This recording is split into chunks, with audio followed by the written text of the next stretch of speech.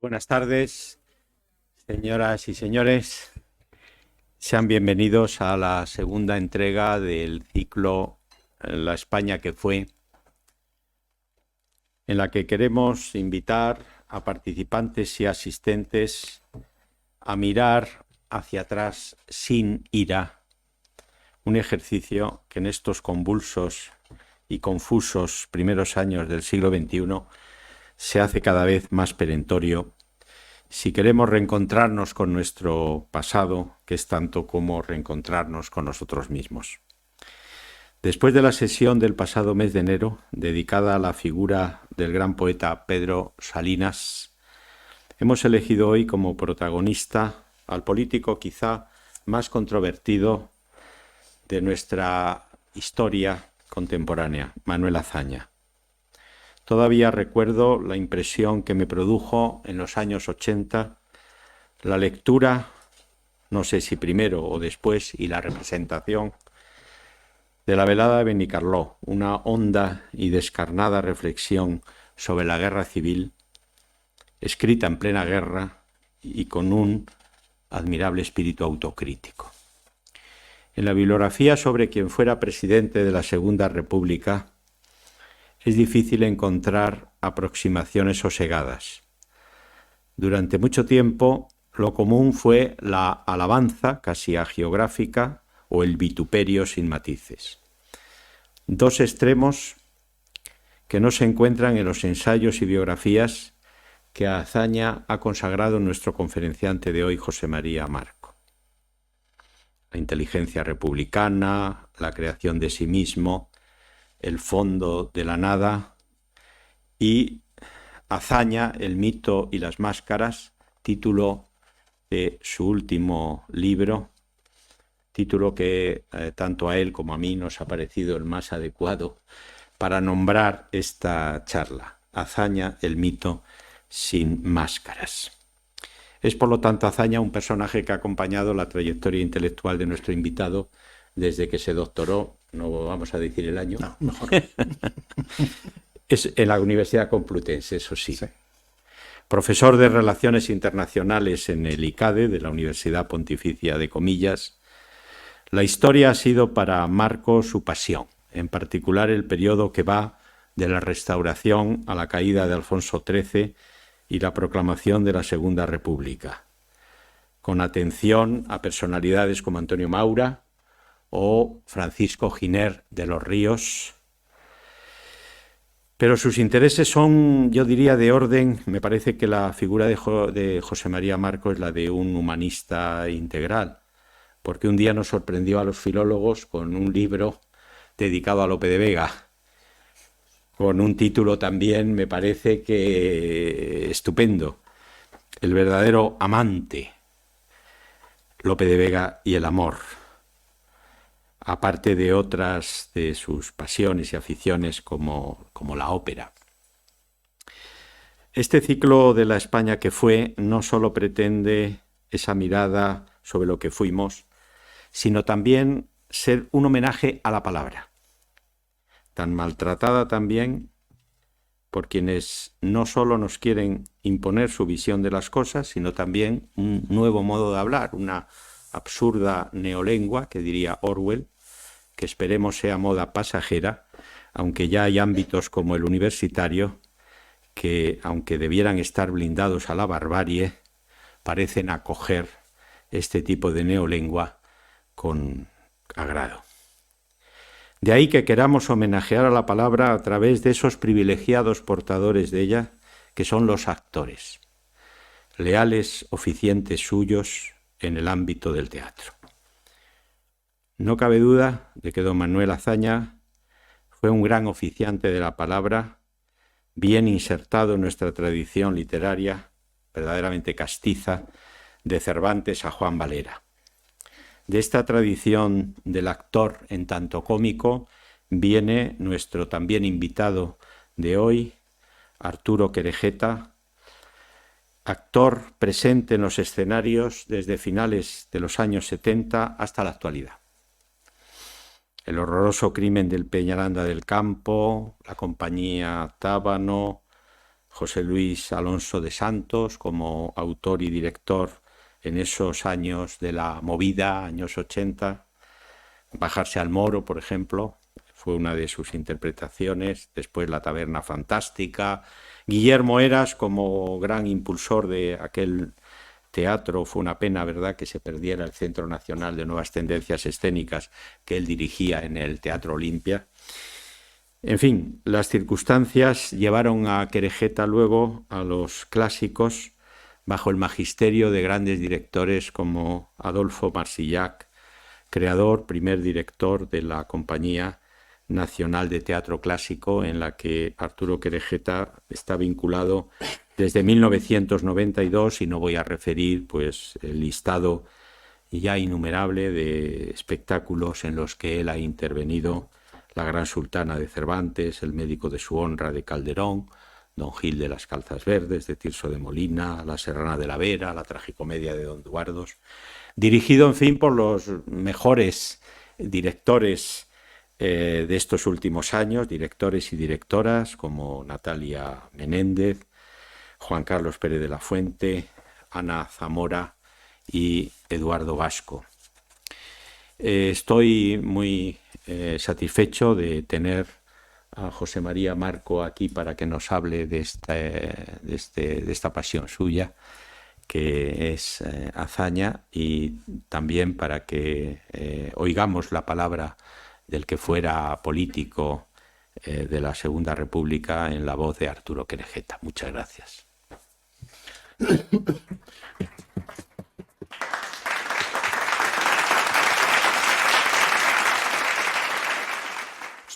Ahora está, ¿no? Muy bien, muchas gracias, Javier. Muchísimas gracias a la Fundación Universitaria Española por invitarme a hablar de don Manuel.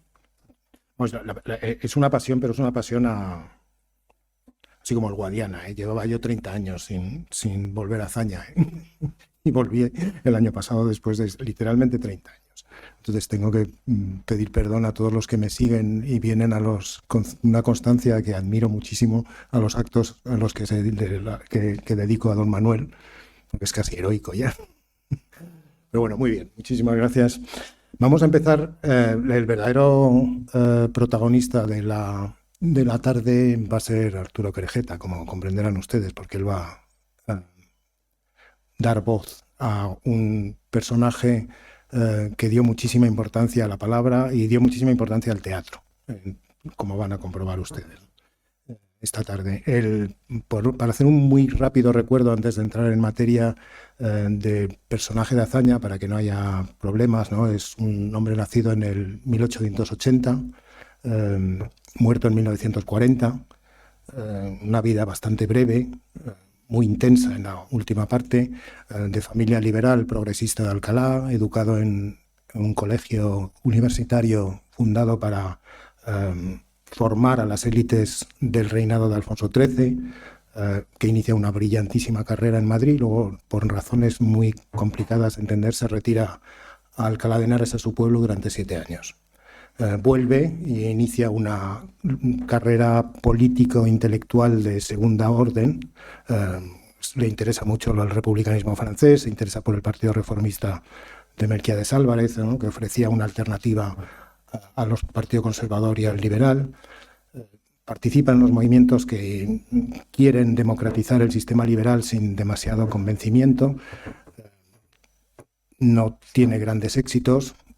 Es un gran tertuliano, un hombre que le gusta perder el tiempo hablando con sus amigos. Lo dice él mismo, no lo digo yo, no es una crítica.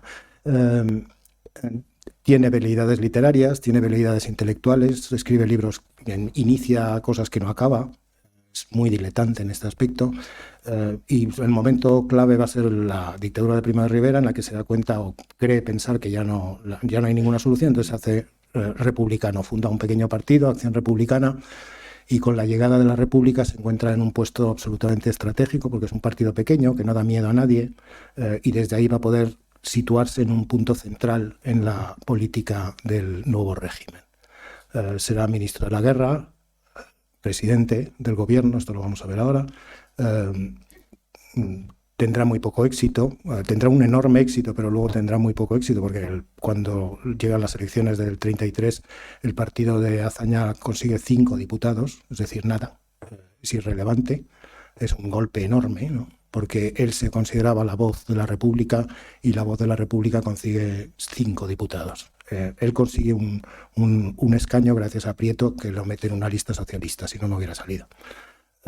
Entonces se recompone después organizando el Frente Popular. Con el Frente Popular llega al gobierno otra vez después de unas elecciones muy discutidas y llega ya a la presidencia de la República, que es en cierto sentido el final glorioso de su vida, ¿no? Cuando llega a representar el personaje que él ha querido siempre hacer. Llega justamente muy poco antes de la guerra, con lo cual el personaje se va a ver enfrentado a cuestiones extraordinariamente dramáticas, mantiene el tipo de una forma complicada, lo vamos a ver ahora, y sale de España justo antes del final de la guerra y dimite de la presidencia de la República en cuanto Francia e Inglaterra reconocen ya oficialmente al nuevo régimen. Vamos a empezar, Arturo empezará con una carta a un amigo de Azaña, escrita en el año 1940, ya en el exilio. Cuando quieras, Arturo. Carta a don Esteban Salazar Chapela. Pilar-sur-Mer, Gironde, 26 de febrero de 1940. Querido amigo, pensará usted, no sin apariencias de razón, que le tengo olvidado. Hoy, decididamente, le abro un hueco para que, si he de pasar ante usted por poco puntual, no pase en absoluto por desmemorial.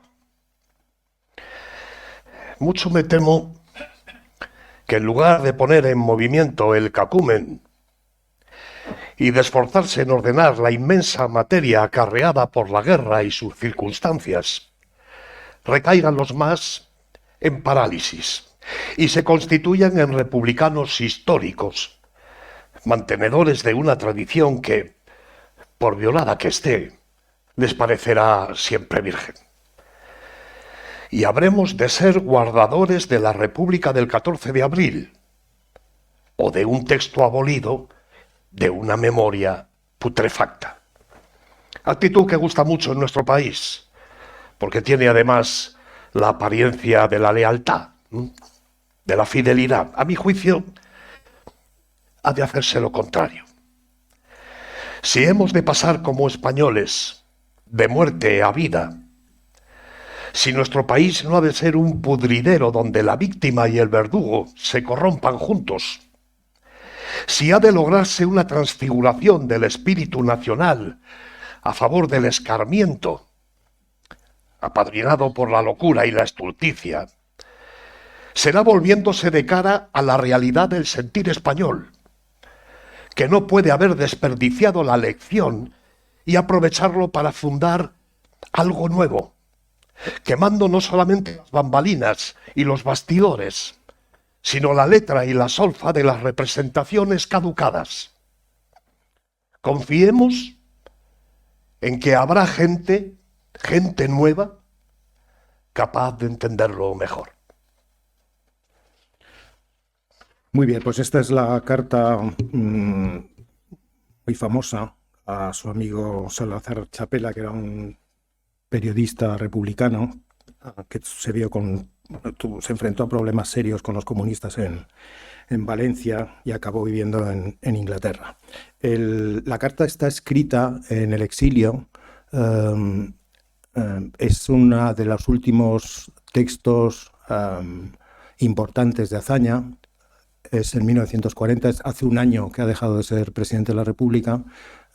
Está escrita en Burdeos, en la casa que tenía en Pilar-sur-Mer, y unos días después cae enfermo ya definitivamente, ya no se recuperará, y se tendrá que ir a Montauban, es decir, a la zona libre francesa, huyendo de la persecución de la policía de Franco y de la Gestapo, que estuvieron a punto de cogerlos, ¿no? Esa es una situación extraordinariamente dramática, ¿no? Es un texto testamentario, evidentemente. Azaña es muy consciente de que está al final de su vida. Y es un texto escrito para aclarar a Esteban Salazar Chapela lo que piensa de un punto muy concreto, y es que se acaba de publicar La velada en Benicarló, a la que antes hacía referencia Javier, ¿no? Se ha publicado la versión de La velada en Benicarló, que se publicó en francés y luego en español, en Buenos Aires, y La velada en Benicarló no había gustado nada en los círculos republicanos. La velada de Benicarló, luego hablaremos de ella, es un texto complicado, pero es un texto crítico con respecto a la gestión, vamos a decirlo así, o la política republicana durante la guerra. Un texto muy crítico con respecto a eso. En los ambientes republicanos no había caído bien. Además llovía sobre mojado porque Azaña, saben ustedes que durante toda su vida y muy fundamentalmente en los últimos años había escrito un diario, sobre todo en los años de la República, aunque la cosa viene de la afición, viene de lejos, y es un texto es un texto espléndido, uno de los grandes textos autobiográficos de la literatura de todo el mundo. Lo que pasa es que como los españoles somos así, pues no le damos la importancia que tiene. Bien, es verdad que es un texto extremadamente también corrosivo con la política republicana. Si uno quiere leer una crítica de la Segunda República, una de las cosas que puede hacer es leer las memorias de Azaña, ¿no? Lo hará con provecho, ¿no? Y las memorias habían sido publicadas por una historia muy entretenida, y es que 3 cuadernos de las memorias habían sido robados y se habían publicado en el Bando Nacional. Entonces, ya ahí se pudo ver por dónde respiraba Azaña con respecto a la actitud que tenía con respecto a su propio bando, y La velada en Benicarló lo corroboraba, ¿no? Entonces, Azaña prevé, el texto es muy interesante en este aspecto, prevé ya la creación, ¿no? de lo que llamaríamos hoy un relato acerca de la guerra y la República. No hace falta que lo comente demasiado, ¿no? La podredumbre, el quemar no solamente las bambalinas y los bastidores. Es decir, es un texto que pide a sus compañeros republicanos, porque él sabe que su carta va a ser leída en los medios republicanos, una actitud nueva, una actitud de autocrítica con respecto a lo que ha pasado, de autocrítica muy profunda además. A Azaña le gustaba el teatro y la frase final es una frase de teatro: quemar no solo las bambalinas, no, sino las representaciones caducadas, ¿no? Este es el contexto de este texto, y esto es lo que Azaña pensaba de sí mismo y de su propia actuación, aunque esto lo vamos a ver ahora un poco más, con respecto a la guerra. Evidentemente el personaje plantea problemas de todo tipo, ¿no? Como pueden imaginarse ustedes. Ahora, si les parece, bueno, una cosa muy interesante del texto para terminar es esto de que la ortodoxia, la apariencia de la lealtad y de la fidelidad. En la misma carta Azaña dice que los españoles nos gustan las ortodoxias, somos creadores de ortodoxias. Y evidentemente ya se había creado y forjado una ortodoxia acerca de los hechos acaecidos durante la guerra y antes de la guerra, ¿no? Y a Azaña esa ortodoxia no le gusta. No le gusta, sencillamente. Conoce demasiado bien lo que ha ocurrido, aunque tiene una opinión discutible, pero conoce demasiado bien lo que ha ocurrido como para presentarse como sacerdote último de una memoria violada, ¿no? Como es lo que dice. Entonces, bueno, este es el primer texto, que es, vamos a ir hacia atrás, ¿no? Empezamos por el texto testamentario tan impresionante, y empezamos a ir hacia atrás, y ahora vamos a escuchar un fragmento también muy famoso, será un placer escucharlo, de un discurso pronunciado por Azaña en Barcelona el 18 de julio, luego lo comentaré esto, de 1938. También otro de sus últimos textos, un texto testamentario.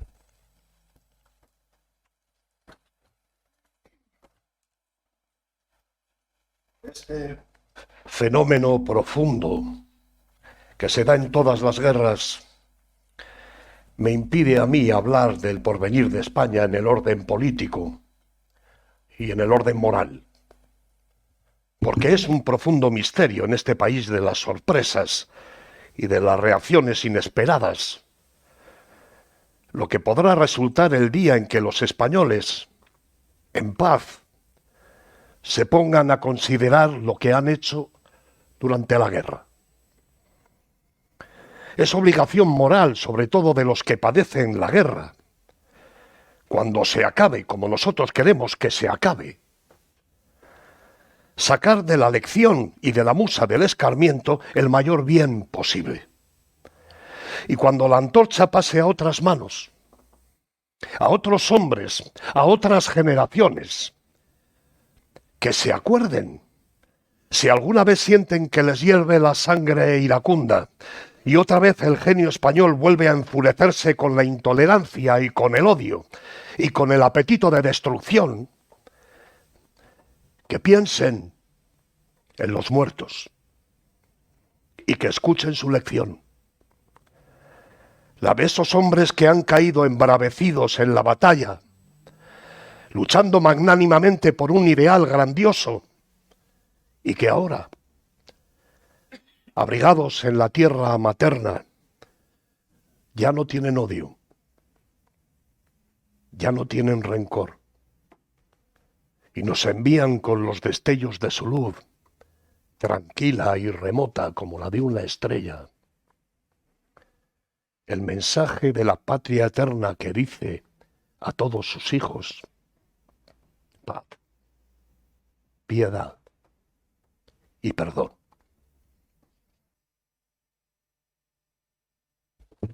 Muy bien, eso es el texto, el final, una larguísima frase que Azaña debió construir durante muchísimo tiempo, ¿no?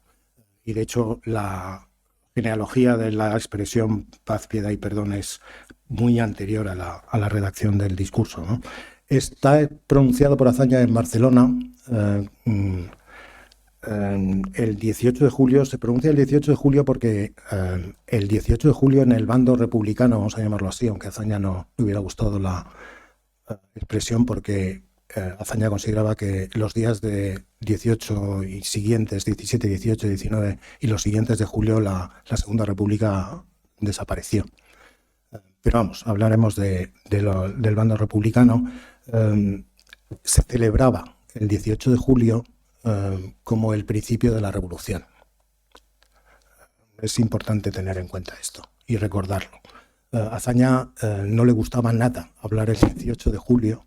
Lo sabemos porque una carta que escribe en otra conmemoración previa, donde se ve obligado a hablar el 18 de julio, entre otras cosas porque consideraba que lo que había habido en el bando republicano no era una verdadera revolución, sino era desorden, jaleo, lío. En este caso Azaña tuvo un éxito muy importante, porque es verdad que el relato que ha quedado es que aquello no fue una verdadera revolución, y hay personas, entre las que me cuento, que sí que piensan que fue una revolución, pero no importa.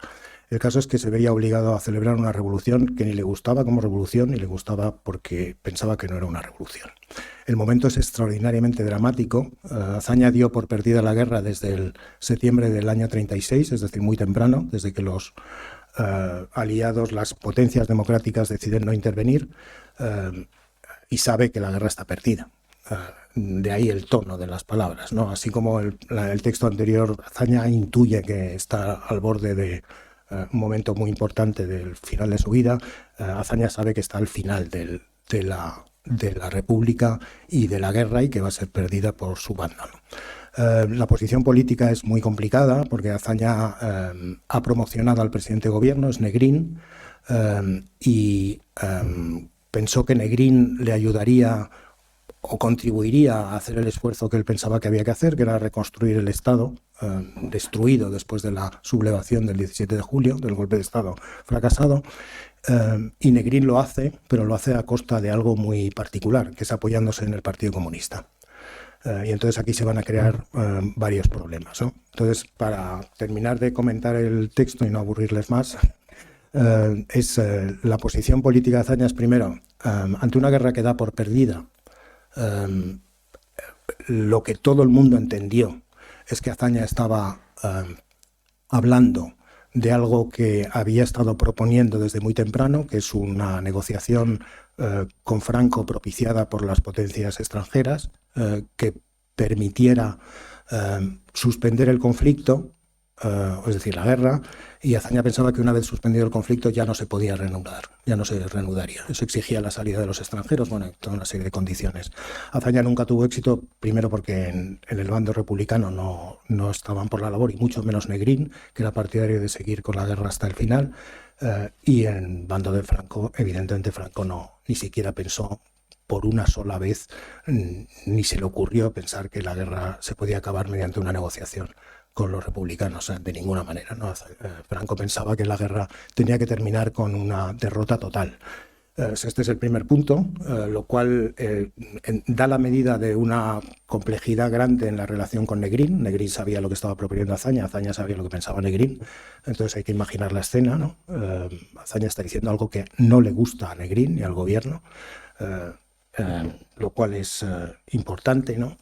Y al mismo tiempo está pensando en la historia, ¿no? Es una frase escrita para que la leamos ahora. Supongo que se dan cuenta, ¿no? Es literal. Azaña está escribiendo para la inmortalidad. Hay una cuestión, y con esto ya termino, el final del de paz, piedad y perdón es una expresión que tiene una larga historia y muy dramática. Azaña se había educado en el Colegio de los Agustinos en el Escorial, en la Universidad María Cristina. Los agustinos, cuando se desencadenó la guerra, fueron detenidos, traídos a Madrid, a la cárcel de San Antón, en Fuencarral. Eran un grupo importante de agustinos, profesores de la universidad. Estuvieron un tiempo en la cárcel de San Antón y acabaron en Paracuellos. Acabaron asesinados en Paracuellos. La historia la conoce Azaña porque la conoce previamente, pero la conoce muy precisamente porque un fraile agustino se salvó de la matanza porque llevaba una carta de Azaña manuscrita con la firma de Azaña. Entonces eso le salvó la vida y durante la guerra va a verle a Valencia. Se presenta al presidente de la República para contarle lo que ha pasado. Azaña lo recibe de una forma particularmente fría y cuando el agustino se va, le da un poco de dinero para que se vaya a Francia. Cuando el agustino se va, escribe en el diario, porque todo lo conocemos por el diario de las Memorias de Azaña, escribe que nadie en la Iglesia, es decir, invirtiendo la situación, ¿no? Nadie en la Iglesia ha escrito o ha dicho las palabras de paz y de piedad que le correspondería a la Iglesia Católica si de verdad cumple la función que quiere cumplir en este mundo. Y esas palabras, escritas en una situación tan particular, ¿no?, vuelven a salir en este texto. Esto les da un poco la medida de la complejidad del personaje, ¿no? Y de cómo una frase que aparentemente es clara y limpia, ¿no?, y dice lo que tiene que decir muy bien, en el caso de Azaña está diciendo algo mucho más complicado. Yo siempre desde hace mucho tiempo ya lo interpreto en el plan confesional. Azaña, buena parte de su literatura es una literatura confesional. Está pidiendo perdón.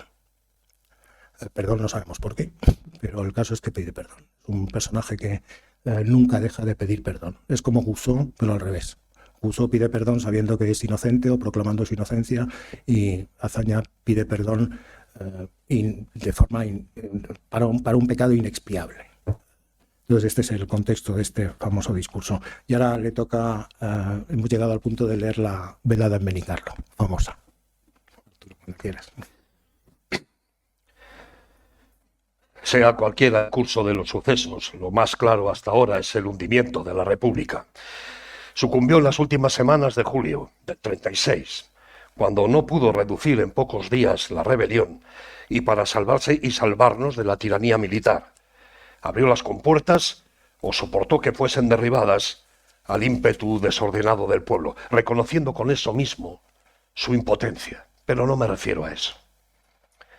Pienso en la zona templada del espíritu, donde no se aclimatan la mística ni el fanatismo políticos, de donde está excluida toda aspiración a lo absoluto.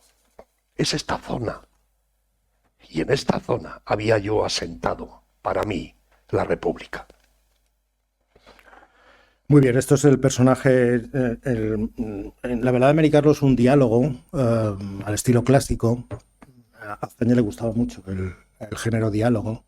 Había previsto escribir varios diálogos, uno de ellos sobre el amor conyugal, dicho sea de paso, sí, en comentario a la Dorotea, otro gran diálogo. Pero bueno, entonces es un diálogo, se desarrolla en una noche en Benicarló, que era el sitio donde se reunían Largo Caballero y Azaña, porque Azaña estaba en Barcelona y Largo Caballero estaba en Valencia, no se podían ver ni uno ni el otro. Entonces cada uno estaba en una punta de España y se reunían en medio, en Benicarló. Y la velada en Benicarló, en cierto sentido, recuerda esa historia, ¿no? Está protagonizada, lo que acaba de leer Arturo también, es un pequeño apunte que hace Garcés, que es uno de los protagonistas de la velada y portavoz de Azaña. En la velada se reúnen varios personajes, un militar, un socialista, un republicano más castizo que Azaña, otro escritor, Eliseo Morales, que también es portavoz de Azaña, y Garcés. El personaje de la velada de Benicarló es una reflexión crítica sobre la guerra, poniendo en escena varias perspectivas, pero en este caso nos interesa el personaje de Garcés, que es el personaje portavoz principal de Azaña. Garcés es un apellido muy antiguo en la obra de Azaña. De hecho, su primera obra se llama La vocación de Jerónimo Garcés. Y Jerónimo Garcés es un nombre relacionado con un profesor suyo en la Universidad María Cristina del Escorial. El personaje tiene tiene una larga trayectoria en la obra de Azaña y aparece aquí Garcés sin nombre. Es muy curioso porque todos los personajes tienen nombre y apellido. Los personajes suelen tener nombre y apellido. En este caso no hay nombre.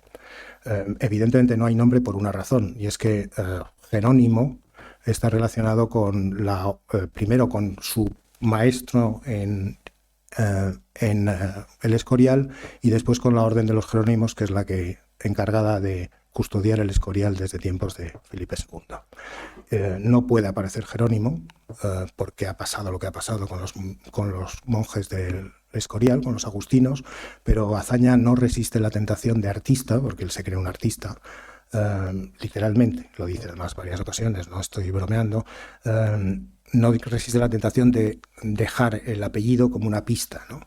Y esa pista es la que nos permite reconstruir una larga historia. Es decir, es Azaña mismo el que está hablando, y Azaña está hablando también de una historia personal con respecto a otras cosas que hace falta conocer bien para comprender por dónde va el asunto.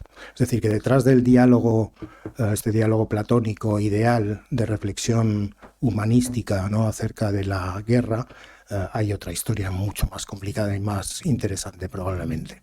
La posición que define Garcés es una posición ideal, la posición de hoy lo llamaríamos el centro radical, ¿no?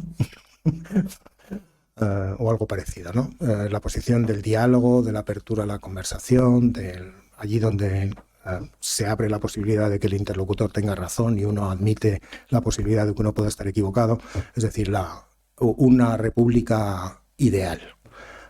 Eso es la idea que Azaña proyecta, idea con la cual no sabemos si él mismo estaría de acuerdo después de escribir lo último que escribió sobre las bambalinas y la historia y la memoria podrida, ¿no?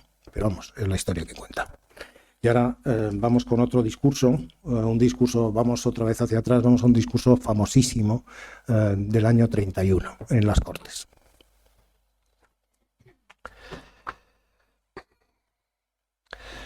La revolución política, es decir, la expulsión de la dinastía y la restauración de las libertades públicas, ha resuelto un problema específico de importancia capital, quien lo duda, pero no ha hecho más que plantear y enunciar aquellos otros problemas que han de transformar el Estado y la sociedad hasta la raíz. Estos problemas, a mi corto entender, son principalmente tres. El problema de las autonomías locales, el problema social en su forma más urgente y aguda, que es la reforma de la propiedad, y este que llaman problema religioso, y que es, en rigor, la implantación del laicismo del Estado con todas sus inevitables y rigurosas consecuencias. Ninguno de estos problemas los ha inventado la República. La República ha rasgado los telones de la antigua España oficial monárquica, que fingía una vida inexistente y ocultaba la verdadera. Detrás de aquellos telones se ha fraguado la transformación de la sociedad española. Cada una de estas cuestiones, señores diputados, tiene una premisa inexcusable, imborrable en la conciencia pública, y al venir aquí, al tomar hechura y contextura parlamentarias, es cuando surge el problema político. Yo no me refiero aquí a las dos primeras, me refiero a eso que llaman problema religioso. La premisa de este problema hoy político lo formulo yo de esta manera. España ha dejado de ser católica. El problema político consiguiente es organizar el Estado en forma tal que quede adecuado a esta fase nueva e histórica del pueblo español. Muy bien, el discurso es el 13 de octubre del año 31. Azaña en este momento es ministro de la Guerra en un gobierno compuesto por todas las fuerzas políticas que había traído la República, desde los monárquicos recién republicanizados, ¿no?, como Miguel Maura o Niceto Alcalá Zamora, hasta los socialistas, pasando por los radicales, de Lerroux y toda la izquierda republicana, de la cual él forma parte con su pequeño grupo de acción republicana, ¿no? Está en discusión la Constitución y está en discusión una parte muy concreta de la Constitución que es la dedicada a las órdenes religiosas. Por la dinámica muy anticlerical de la Segunda República y particularmente de esos primeros momentos, pero no solo, se ha llegado a una especie de impasse, ¿no? Porque la discusión ha llevado al punto de que está a punto de aprobarse una enmienda que prohibiría en la Constitución las órdenes religiosas, las suprimiría. Entonces, claro, las Cortes están a punto de dar un paso muy dramático, ¿no? Azaña se da cuenta de que las cosas no van bien encaminadas. Por supuesto, eso rompería la coalición gubernamental, desacreditaría la política republicana, en fin, traería consecuencias sociales y culturales imposibles de gestionar o muy difíciles. Azaña, entonces, ha encontrado el momento que está buscando desde el principio, que es alzarse con el liderazgo de la Segunda República. ¿Y cómo se alza? Pues proponiendo desde una posición aparentemente templada con respecto a lo que se estaba ocurriendo, otra nueva posición, que es prohibir la enseñanza en las órdenes religiosas, pero no acabar con ellas. Se les prohíbe también toda actividad económica, lo cual ya es también complicado, y se exilia y se acaba otra vez con los jesuitas. La cuarta vez, me parece, ¿no?, en la historia de España, eso, acabar con los jesuitas. Es una afición nacional. Tiene gracias. Yo llevo más de 30 años dando clase en los jesuitas. Esto nunca hablan de esto, ¿no? Es como si no existiera. Y dices, bueno, pues qué bien. Bueno, es igual. Entonces, Azaña encuentra esta solución, y esta solución aparentemente moderada, en cierto sentido lo era, ¿no?, le coloca en la tesitura de llegar a la presidencia de gobierno inmediatamente. Porque es el único que ha sabido proponer algo que, sin hacerle perder a la izquierda la cara, ¿no?, permite una solución más o menos viable, ¿no? Por supuesto, se va Alcalá Zamora y Miguel Maura dejan de pertenecer al gobierno, bueno, pues por una crisis de fondo, y Azaña alcanza la presidencia al día siguiente, la presidencia del gobierno. Azaña lo pinta en sus memorias como una casualidad, como si fuera, ¡ay, me ha llegado! Yo no lo quería, ¿no? Está todo perfectamente programado, preparado, es una gran estrategia, muy bien pensada. Además, eso habla bien de él como personaje político, ¿no? El texto plantea muy rápidamente, lo resumo, varios problemas políticos que son los que definen la República, ¿no? Uno de ellos, la cuestión regional, de la que Azaña se hará portavoz y más bien figura de proa, porque es gracias a él al que se aprueba el Estatuto de Cataluña.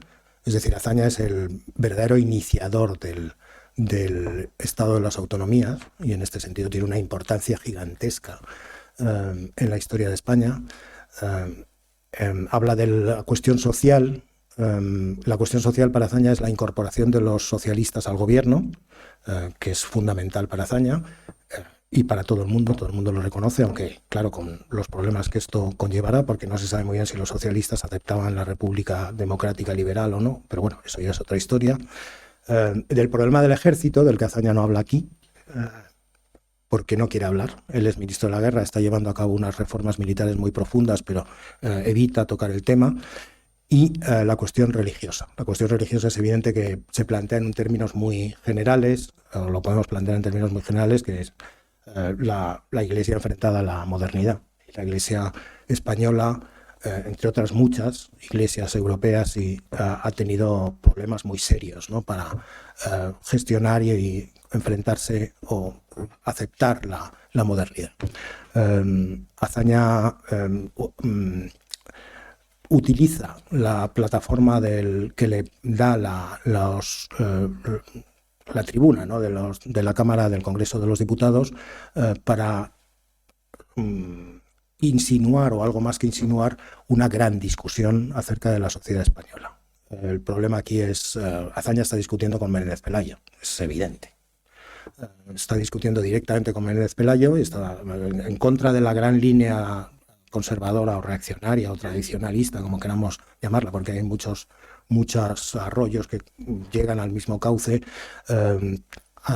Azaña niega la relación esencial del catolicismo con España, lo cual es una posición perfectamente comprensible, ¿no? Dicha en donde está dicha y cómo está dicha, plantea varios problemas. Uno de ellos es que fue entendido no como que una reflexión intelectual y abstracta, porque claro, en la Cámara de Diputados uno no hace reflexiones intelectuales y académicas, hace política. Y como fue entendido es que España tiene que dejar de ser católica y nosotros lo vamos a hacer. Y entonces la cuestión se disparó hacia otros sitios muy distintos. Hay que tener en cuenta que, ya para terminar el comentario de este gran discurso, es que en mayo, es decir, muy pocos meses antes de pronunciar Azaña este Parlamento, se había producido la quema de conventos y de iglesias en Madrid y en Málaga, ¿no? Entonces, tenemos que ponernos en el sitio, ¿no? Lo que suena, lo que se oye o lo que muchos oyeron aquí es el incendio, ¿no?, de los conventos de Madrid y de Málaga particularmente, ¿no?, donde fue particularmente brutal la cuestión. Y se oye eso. Entonces ese es el asunto. Y entonces, como siempre, Azaña es interesante porque primero por el esplendor de la palabra, ¿no?, la belleza de la retórica. Bueno, a veces no es tan bella, pero no importa, siempre es interesante, ¿no? Pero también por la enorme complejidad, ¿no? Una posición política muy seria, muy complicada y muy interesante, y una posición intelectual y personal, porque no hay que olvidar nunca que siempre está funcionando en el fondo del asunto su propia juventud en el Escorial, ¿no?, con los frailes, la cuestión personal. Y ahora me parece que vamos a pasar a un discurso pronunciado justamente al principio de la República, en junio de 1931. Cuando quieras. Pueblo de Valencia, es la primera vez que me presento ante la democracia valenciana y por ser la vez primera me cumple el dirigiros por mi propia cuenta y por cuenta del Partido de Acción Republicana, integrante de la Alianza Republicana, un saludo de admiración y confraternidad políticas. Se dice, yo también lo digo en ocasiones, que la República ha venido a España en virtud del sufragio universal. Que la República se ha instaurado en España por un acto de ciudadanía organizada el 12 de abril, y que hemos dado por eso al mundo un ejemplo admirable de civismo, de capacitación para la lucha política dentro de las normas legales y de las normas del derecho. Y todo esto está bien, y es verdad, pero solo hasta cierto punto. Porque si en España hay república, no es porque hayamos conseguido un triunfo electoral el 12 de abril. Si en España hay república es porque antes ha habido revolución. Si en España ha triunfado la república es porque ha habido hombres revolucionarios, es porque hemos hecho la revolución. Y la acción del sufragio el 12 de abril no ha sido más que el fallo del jurado popular, llamado a decidir entre la tiranía del rey y el esfuerzo del pueblo revolucionario, que ya había pensado en establecer la república por medio de la fuerza si no se le abrían los caminos legales. Es decir, ciudadanos, que la república tiene un origen revolucionario. Y habrá república en España mientras se gobierne con espíritu revolucionario. Y la república quedaría instaurada definitivamente en España cuando la revolución haya concretado su obra, pero no mientras tanto. De suerte que el compromiso de los partidos políticos, de los partidos republicanos, el deber de los caudillos de los partidos republicanos y el deber de los gobiernos que se vayan formando al empuje de la opinión pública, es la permanencia del espíritu revolucionario en el gobierno, aun sin limitación, sin compromiso, llevando hasta el fin, hasta la raíz de la carne viva, la obra de la revolución, para que no quede ni la más mínima raíz por la que pueda reproducirse el tumor que hemos extirpado definitivamente. Muy bien, bueno, ahora ya vamos al asalto del Palacio de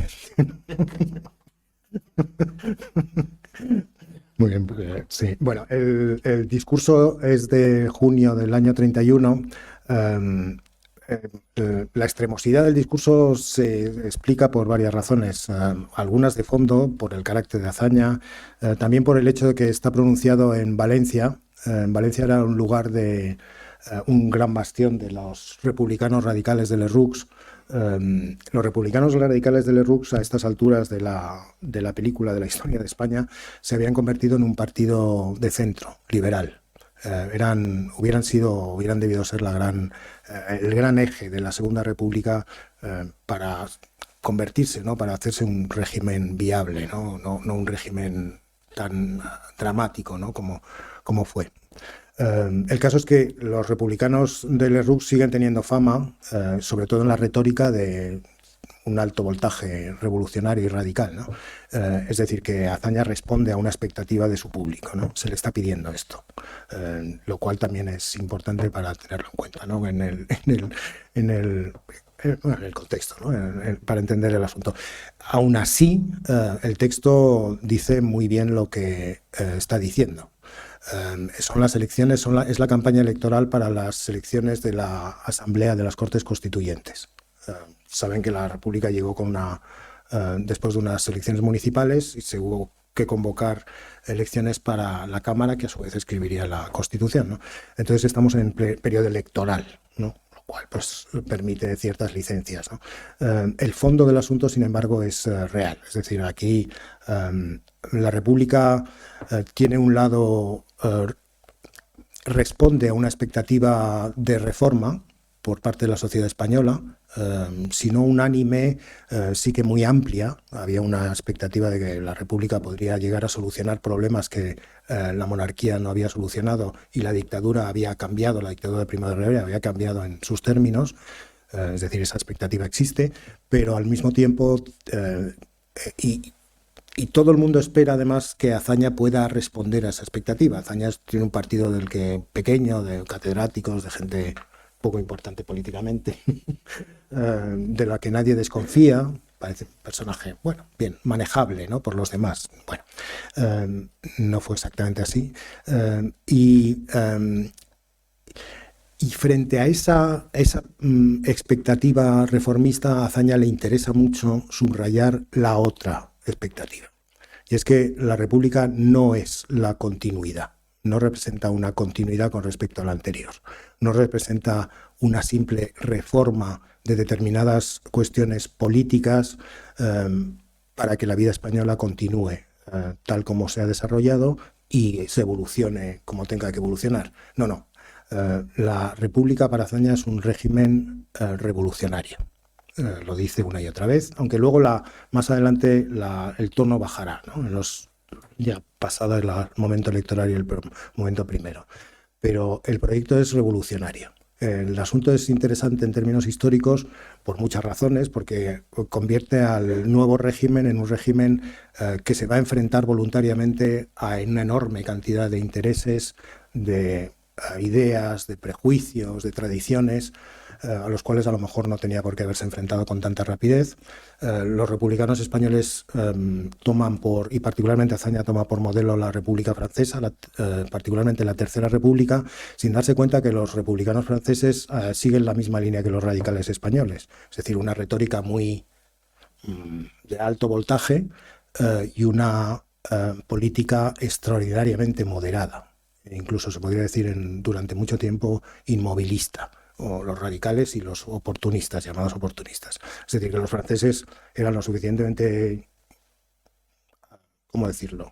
No voy a decir pragmáticos, no iba a decir hipócritas, que es una palabra que me gusta más que pragmático, además me parece más interesante, como para plantear un discurso mucho y luego saber que no se podían hacer ciertas cosas, ¿no? Es decir, las medidas militares y religiosas que la Segunda República tomó meses después de ser proclamada, los franceses habían tardado 30 años en tomarlas después de instaurada la República, lo cual da la medida de cómo se gestionan ciertas cosas, ¿no? Entonces, claro, históricamente esto también nos lleva a una reflexión sobre el significado de la República en la historia y en la cultura española, ¿no?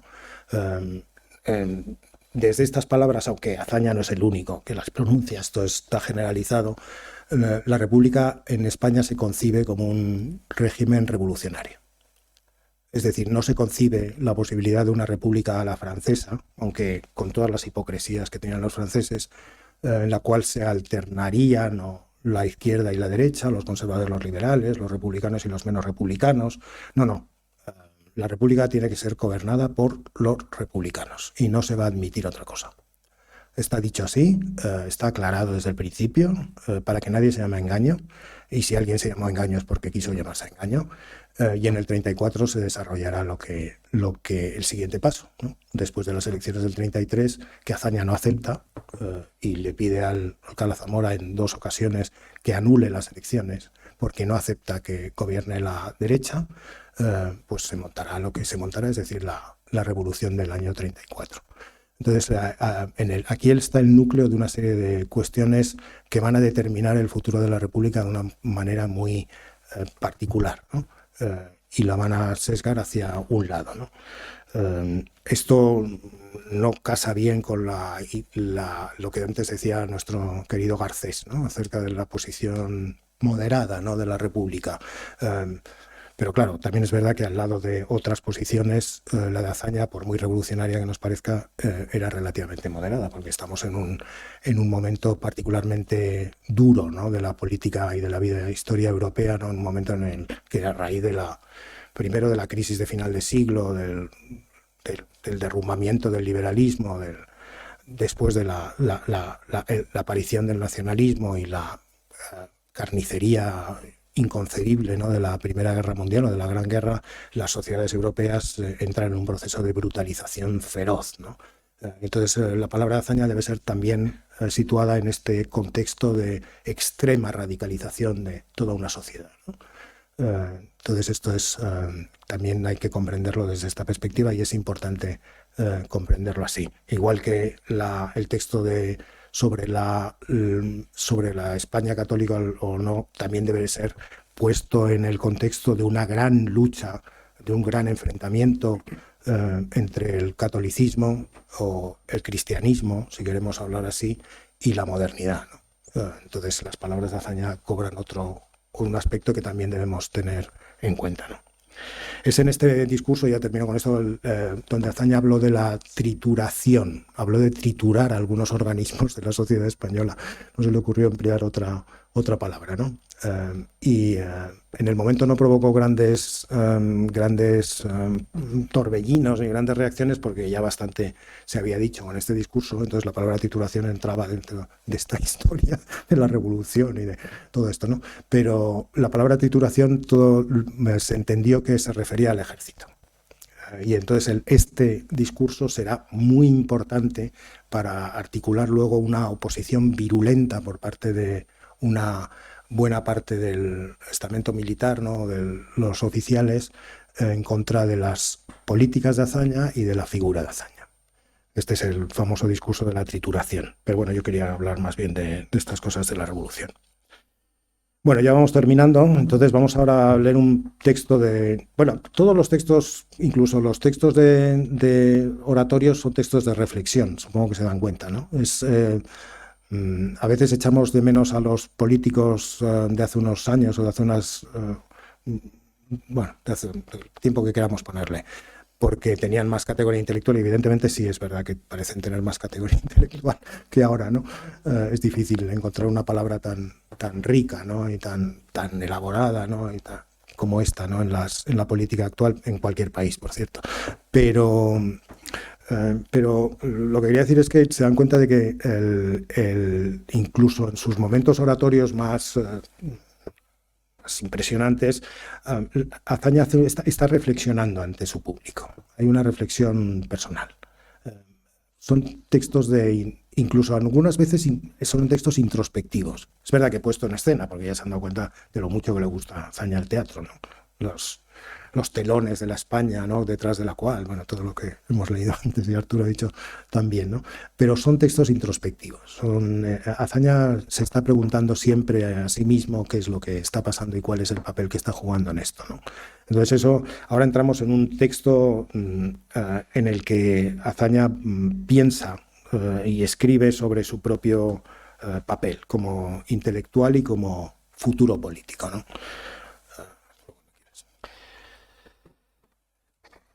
Si a la hora de la muerte estoy con ganas de hablar, no diré como Montaigne, me hundo estúpidamente en la nada.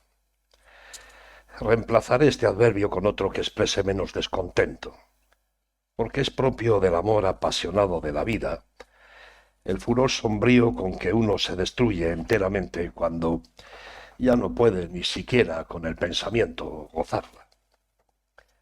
Antes que un vestigio lastimoso en la existencia de los demás, es preferible no ser nada. Quiero decir, en segundo lugar, que no ando por los limbos de la ironía. No soy indulgente, no transijo, no perdono. Practico la soberbia fácil. Tanta ingenuidad es incompatible con la ironía. Sigo la regla calderoniana de volcar la mesa si alguien delante de mí vuelca una silla. Si las mesas están agarradas al suelo con grapas de hierro, la culpa no es mía. La frase final es bastante impresionante, ¿no? Porque el sarcasmo del que Garcés en la velada americana diría que se ha quitado como del tabaco, porque el sarcasmo es una de las formas expresivas que más persiguen a Azaña a lo largo de toda su vida y de toda su obra. Significa lo que significa. Es decir, que está dispuesto a darle la patada a la mesa incluso si sabe que la mesa está agarrada al suelo y que no se puede volcar. Lo dejamos así, ¿no? Porque es sumamente significativo. La referencia a Calderón es... bueno, está llena de referencias literarias el texto, la referencia a Calderón. Azaña no admiraba particularmente a Calderón, identificaba a Calderón con una tradición española católica y tiene una idea muy esquemática de Calderón, aunque evidentemente aquí es otra cosa. El texto está escrito en el año 1924, un año después del golpe de Estado de Primo de Rivera, cuando Azaña ya no puede hacer política, como había hecho hasta entonces en el Partido Reformista de Melquiades Álvarez. Está dedicado por el momento a crear ese partido que todavía no ha logrado crear, que se llama la Acción Republicana, y está escribiendo lo que siempre ha hecho, es decir, ensayos muy inteligentes, críticos sobre la realidad española y, por supuesto, de introspección. En este caso estamos en la construcción de un personaje.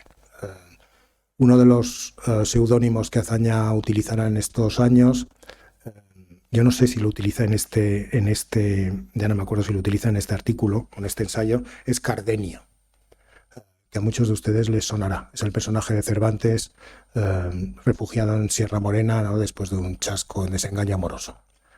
Es un personaje, el personaje más rusoniano de Cervantes. Y Azaña había leído mucho a Cervantes, había nacido en Alcalá de Henares, aunque eso es anecdótico, pero tenía muy en cuenta ciertas cuestiones de Cervantes y tenía muy en cuenta a Rousseau. Y encontrar a un Rousseau español como Cardenio le fascina. Y él se identifica con Cardenio y con Rousseau, con Juan Jacobo, como lo llama, ¿no? Hablar de Rousseau él suele escribir Juan Jacobo, y hablar de Rousseau utilizando el nombre propio es muy, muy característico de las personas a las que les gusta Rousseau, porque Rousseau provoca una relación personal siempre, ¿no? Entonces no se le habla de Rousseau, se habla de Juan Jacobo, porque es un amigo, o porque se considera un amigo. Es la misma relación que a Azaña le gustaría establecer con su lector. El caso es que está elaborando un personaje, y este personaje es un personaje muy particular. Es un personaje que se definirá a sí mismo en líneas siguientes como demócrata violento, que es una frase también excelente, ¿no?, para definir una cierta actitud. Estamos en un momento de ruptura total con el liberalismo por parte de Azaña y por parte de las sociedades europeas. Azaña porque piensa que el liberalismo ha quedado atrás, ya no ha quedado sin sentido después de la experiencia del reinado de Alfonso XIII y, por supuesto, con la llegada de Primo de Rivera. El liberalismo está acabado. El liberalismo es una forma de gestión de la cosa pública que permite no cambiar jamás la realidad, porque induce al pacto permanente. Y lo que hay que hacer es precisamente romper con la posibilidad del pacto permanente, iniciar una política de ruptura, y está también rompiendo con un pasado que es su propio pasado. Es decir, está elaborando un personaje que responde a una posición política propia, una posición general, por cierto, porque Azaña no es original en este aspecto. En los años 20 el liberalismo está completamente desprestigiado en prácticamente todo el mundo, ¿no?, occidental. No hay, los parlamentarismos no han llegado a un momento de crisis seria, ¿no? Pero al mismo tiempo está hablando de sí mismo, ¿no?, y de sí mismo y de su familia. Su familia era una familia liberal, y en este texto apunta, a través de la figura de Cardenio, apunta a la crítica durísima a su propia familia y particularmente a la figura del padre. A don Esteban Azaña, liberal característico de la Restauración, pactista absoluto, hasta el punto que Alfonso XIII estuvo a punto, Alfonso XII estuvo a punto de darle un marquesado, lo cual hubiera sido fantástico, porque entonces a lo mejor por algún accidente Azaña hubiera sido marqués, ¿no? Nos hubiera ya llevado a límites inextricables en la intento de comprender al personaje, ¿no? Pero bueno, esto tiene una larga recorrido en la obra de Azaña, ¿no?, que está fascinado evidentemente por la posibilidad. Pero bueno, el punto es el de la crítica muy dura al liberalismo, crítica en la que Azaña no es particularmente original en su tiempo, pero que es interesante primero por el personaje, segundo porque está escrito en términos autobiográficos y construye un personaje, y ese personaje va a acabar siendo precisamente si no la negación, la antítesis es demasiado, pero bueno, el negativo, ¿no?, del liberalismo durante la República. Es decir, se ve perfectamente cómo este personaje va a llegar a decir las cosas que dice sobre la necesidad de la revolución en la República, ¿no? Entonces, la cuestión es elaborar una democracia no liberal, y esto es uno de los problemas que plantea la Segunda República y la posición de Azaña, ¿no? Bueno, y después de la democracia violenta, vamos a empezar a terminar con otro texto, que es un texto escrito pocos años antes, y más referido a la parte de reflexión estética de Azaña, que es muy seria y relevante en su obra. Entonces, Arturo, cuando quieras. La noche del estreno del Sombrero de Tres Picos en París, unos cuantos amigos abrazábamos a Falla en el pasillo del escenario de la ópera, estremecidos todavía por la emoción de su gran triunfo. Sería equivocado atribuir el éxito felicísimo de la obra a un capricho del público, como si su entusiasmo marchito se reanimara por el excitante del exotismo. Al contrario, pienso que ese espectáculo y esa música guardan para un español una parte de goces que al extranjero le están vedados. Así ocurre con todas las obras de arte hondamente arraigadas en la tierra de que estamos hechos. Cierto que el músico dispone de un medio de expresión universal y puede dirigirse y se dirige a todos los públicos civilizados, pero contiene además fortísimas representaciones de raza, que sólo hablan un lenguaje claro a los oídos de quien pertenece a ella, para los extraños. Tales representaciones son un misterio, inquietante, irritante, si se quiere, pero misterio. El intelectualismo más soberbio no consigue desnacionalizarnos, en el sentido de hacernos insensibles a esto que, por llamarlo de algún modo, porque estoy deprisa, llamaremos la voz de la sangre. El artista de genio nos sorprende en lo más alto de la torre, donde nos hemos puesto a columbrar otros horizontes, y nos fuerza a oír unas voces que suenan en lo hondo, tristes, a fuerza de ser humildes, como las de un hermano inferior o irracional, a quien, para vivir nosotros, tuviéramos en cadenas en una mazmorra. Falla, con ternura comunicativa, nos muestra una España popular, mas no por la fachada, sino por dentro. No se atiene a combinar con más o menos ingenuidad unos cuantos temas musicales de los que emplea el pueblo, ni se pierde estérilmente en los colorines y en lo pintoresco. La plástica y la música de aquel baile se compenetran de tal modo que ya no puedo separarlos en el recuerdo. Sentía la misma impresión que me produce la lectura del Quijote cuando me pongo a considerar el pueblo que bulle en torno de los dos héroes y los acompaña en su pasión lastimosa.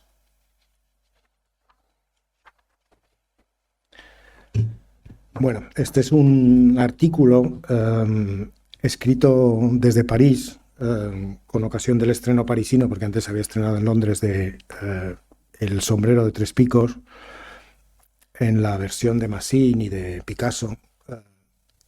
Es un texto muy particular, está escrito en el año 20, Azaña está en París, está con su futuro cuñado y amigo suyo, Cipriano de Rivas Cherif.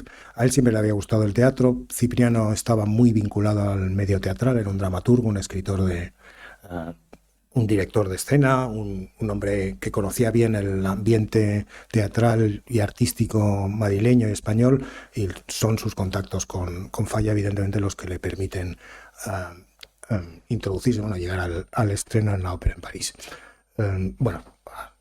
Azaña también tenía muy buenos contactos, pero en este caso la figura de Cipriano seguramente fue relevante, ¿no? El texto está escrito en el año 20, en un momento muy particular de la vida de Azaña, porque Azaña no es la primera vez que está en París, ha ido a París con cierta frecuencia desde el año 11, y entre el año 11 y el 20 se ha dejado fascinar completamente por el pensamiento republicano francés y por la política republicana tal como la imagina él, ¿no? Azaña no es tonto, por supuesto, y se da cuenta de que la Tercera República es muy complicada, pero se ha dejado fascinar por la idea de la revolución republicana, ¿no?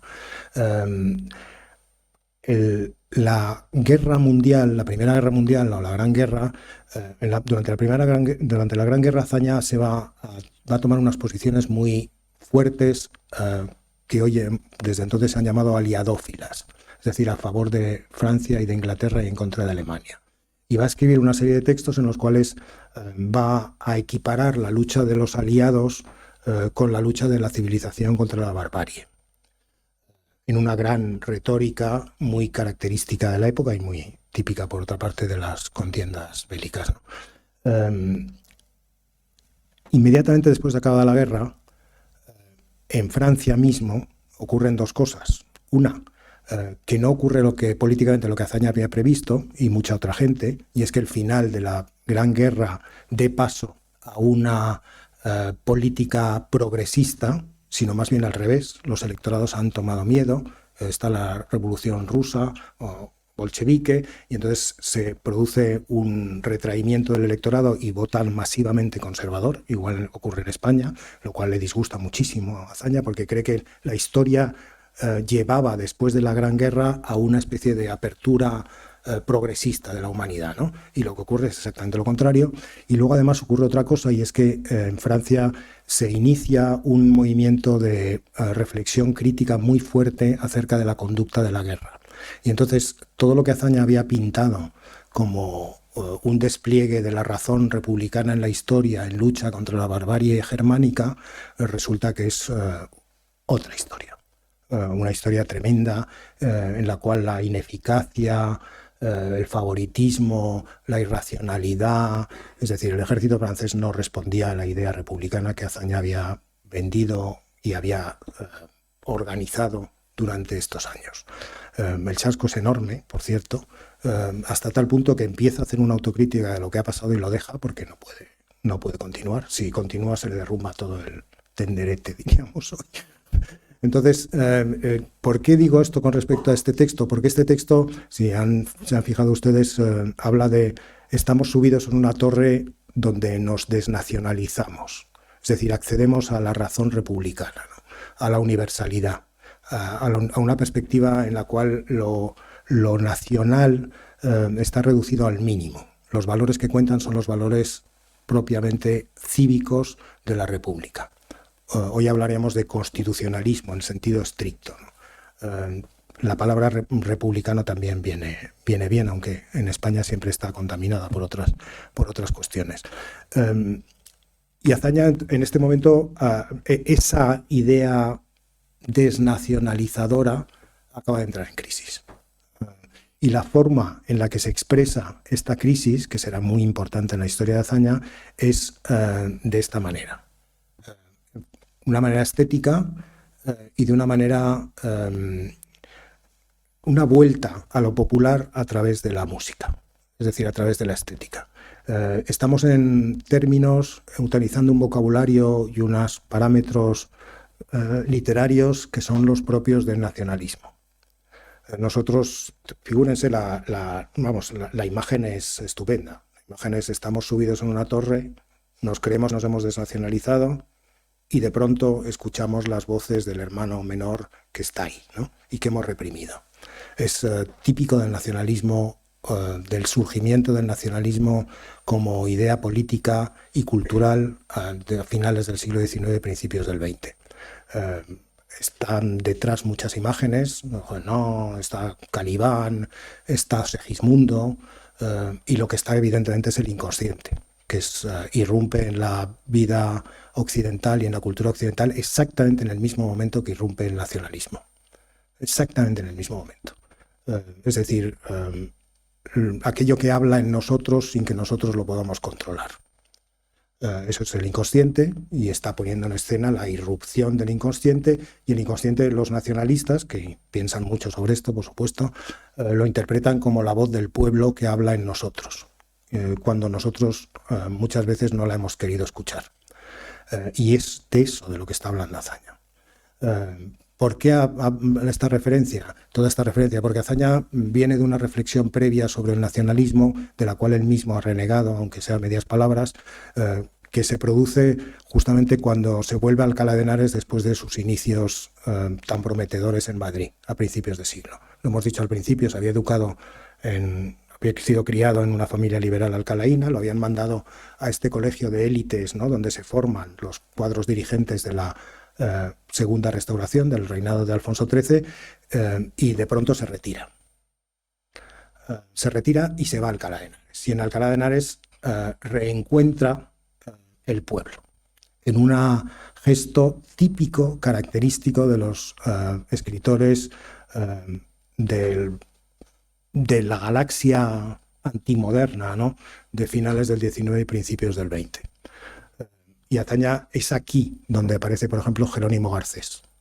Escribe una novela que se llama La vocación de Jerónimo Garcés, muy significativo, en la cual hay un personaje joven que se enfrenta a su propia historia y se enfrenta a encontrar su yo auténtico. Estamos en esos términos de autenticidad. Y la autenticidad la encontrará en el pueblo. Y es el pueblo el que habla a través de mí. Entonces, en este texto tan bonito y tan elocuente y tan emocionante por otras cosas, encontramos todo un núcleo de problemas y de sugerencias que son también mucho más complicadas de lo que parece. Y esto mismo, la voz de la sangre y la voz de los muertos, que es el vocabulario nacionalista en estado puro, habla de la raza. Estamos en términos tan nacionalistas que nadie puede entender de verdad el Quijote si no es español. Supongo que lo han oído bien, ¿no? Es muy interesante la reflexión, es muy interesante y muy rica, por otra parte, ¿no? Esta reflexión vuelve a salir en el discurso de paz, piedad y perdón. Los muertos enterrados en la tierra y que ilumina la luz fría como una estrella son los muertos nuestros, los que hablan a través de mí. Y aquí hay que trazar la línea grande, muy importante en la historia de la cultura europea y en la historia de la cultura española, por supuesto, entre una cosa y otra, ¿no? Y es muy interesante que el máximo representante, ¿no?, la figura que encarna, ¿no?, los valores republicanos en la historia de España, sea también aquel que ha llegado tan profundamente, ¿no?, a allí donde se fragua el pensamiento y la literatura nacionalista, ¿no? Pero bueno, yo creo que con esto la referencia al Quijote es muy bonita, ¿no? Al final, el pueblo que bulle en torno a los dos héroes y les acompaña en su pasión lastimosa. Es una frase memorable, ¿no?, tan memorable como otras que hemos escuchado aquí. Bueno, le tengo que dar las gracias a ustedes por su paciencia y a Arturo mi más absoluta y mi rendida admiración, ¿no? Yo creo que muy pocas veces un estudioso, alguien dedicado a trabajar en un personaje tiene el privilegio, ¿no?, el privilegio increíble, ¿no?, de ver cómo el objeto de sus reflexiones, casi siempre hechas en solitario o bien entre gente tan abstrusa como yo, colegas académicos y cosas de esas detestables en general, muy pocas veces tenemos el inmenso privilegio de escuchar el objeto de nuestro tiempo y de nuestras preocupaciones, como yo lo he tenido con Arturo. O sea que, Arturo, muchísimas gracias por todo. Muchas gracias.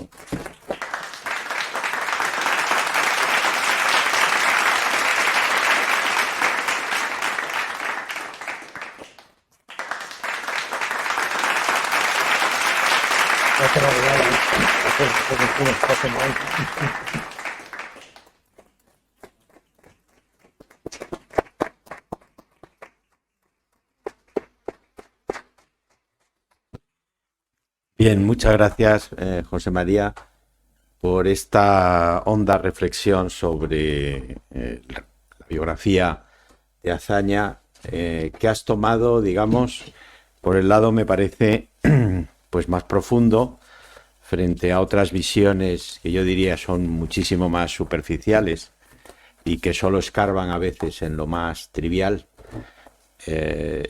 Has desnudado al personaje aquí en este libro, que por cierto tienen ahí a la salida por si alguno quiere, porque evidentemente has ido dando notas, pero quería referirme a esto que se ve justamente en el libro, ¿no?, que no es solo la reflexión sobre el político, ¿no?, sino es el político que al mismo tiempo es un gran intelectual, que es un hombre que saborea la estética, que está transido de toda nuestra mejor literatura y que, bueno, pues de alguna forma yo creo que choca con la realidad, ¿no?, cuando ya...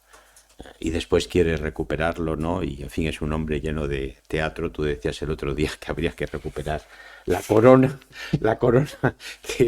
que no sé si sería factible hacerlo, esta obra, ¿no?, Siempre corría la anécdota de que él quería hacer la revolución para poder estrenar la obra, ¿no? Quería llegar porque se lo tomaban, y me pareció también muy interesante, ¿no? La importancia que tiene el teatro, ¿no? También en su obra, y esto de Calderón es también, porque unas veces lo toma positivamente y otras veces, ¿verdad?, lo tiene como el chivo expiatorio, ¿no? Como casi el personaje maldito, ¿no? Sí, sí, exactamente. Bueno, yo creo que son tantos que estaríamos aquí todo más tiempo, pero bueno, que sepan que verdaderamente en este libro encuentran eso, una gran exploración por alguien que sin duda merece la pena conocer a fondo, como lo ha estudiado José María Marco. Muchas gracias.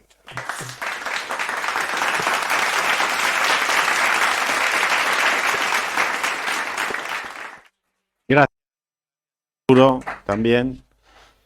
Y hasta la próxima, tendremos el próximo mes, les anuncio que tendremos una sesión también estupenda, con teatro incluido también, sobre Américo Castro y Miguel Delibes.